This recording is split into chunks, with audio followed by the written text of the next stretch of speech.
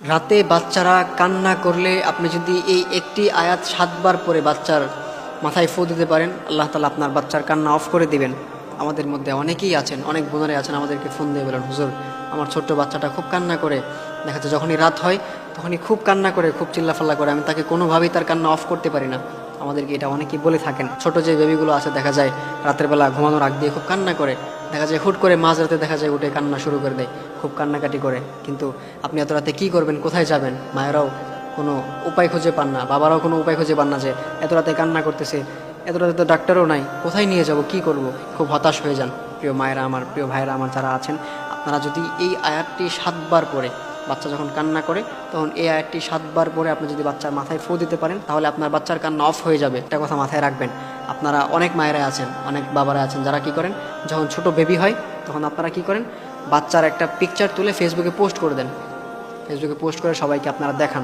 এটা করবেন না, বাচ্চার কিন্তু বদনজর লেগে যাবে, আপনার বাচ্চার কিন্তু মারাত্মক ক্ষতি হয়ে যাবে। এটা কখনো করবেন না, এটা করা যাবে না, এটা ঠিক নয়। বাচ্চার উপর বদনজর লেগে যাবে।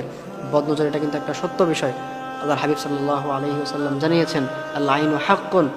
বদনজর এটা একটা এত মারাত্মক বিষয় যে একটা সুস্থ উটকে রান্নার পাতিলে পর্যন্ত নিয়ে যায়, আর একটা সুস্থ মানুষকে অসুস্থ করে কবর পর্যন্ত নিয়ে যায়। এই জন্যে বাচ্চার পিক আপনি যে কাউকে দেখাবেন না, যে কাউকে দিবেন না, আপনি ফেসবুকে পোস্ট করবেন না, মানুষের বদনজর লেগে যাবে। অনেকে আছেন যখন বাচ্চা হয় তখন বাচ্চাকে দেখতে আসে, ওই সময় আপনারা যখন বাচ্চাকে দেখতে আসবে তখন আপনারা বাচ্চাকে দেখেই বলবেন যে মাশাআল্লাহ বলতে বলবেন, আর না হয় কিন্তু বাচ্চার বদনজর লেগে যাবে।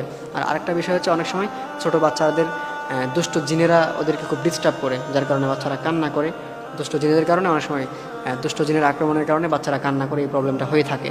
এজন্যে যখনই বাচ্চা কান্না করবে রাতের বেলা, তখন আপনারা এই আয়াতটা 7 বার পরে বাচ্চার মাথায় ফু দিবেন।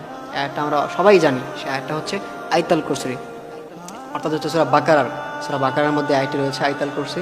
এই আয়াতুল কুরসি আপনারা 7 বার পরে বাচ্চার মাথায় ফু দিয়ে দিবেন। আয়াতুল কুরসি অর্থাৎ হচ্ছে আপনার আল্লাহু লা ইলাহা ইল্লা হুয়াল হাইয়ুল কাইয়্যুম লা তাখুযুহু সিনাতু ওয়ালা নাওম লাহু মা ফিস সামাওয়াতি ওয়া মা ফিল আরদ মান যাল্লাযী ইয়াশফাউ ইনদাহু ইল্লা বিইযনিহি ইয়ালামু মা বাইনা আইদিহিম ওয়া মা খালফাহুম ওয়া লা ইউহীতুনা বিশাইইন মিন ইলমিহি ইল্লা বিমা শাআ ওয়াসি'a কুরসিয়্যুহুস সামাওয়াতি ওয়াল আরদ ওয়ালা ইয়াউদুহু হিফযুহুমা ওয়া হুয়াল আলিয়্যুল আযীম। প্রিয় মায়েরা আমার, প্রিয় ভাইরা আমার যারা আছেন, আপনার বাচ্চা যখনই কান্না করবে, রাতের বেলা যখনই কান্না করে উঠবে, তখনই আপনারা এই আয়াতুল কুরসিটা 7 বার পাঠ করবেন। 7 বার পাঠ করে বাচ্চার মাথায় ফু দিয়ে দিবেন। বাচ্চার মাথায় ফু দিয়ে একটু হাত বুলিয়ে দিবেন, দেখবেন ইনশাআল্লাহ আপনার বাচ্চার কান্না অফ হয়ে যাবে।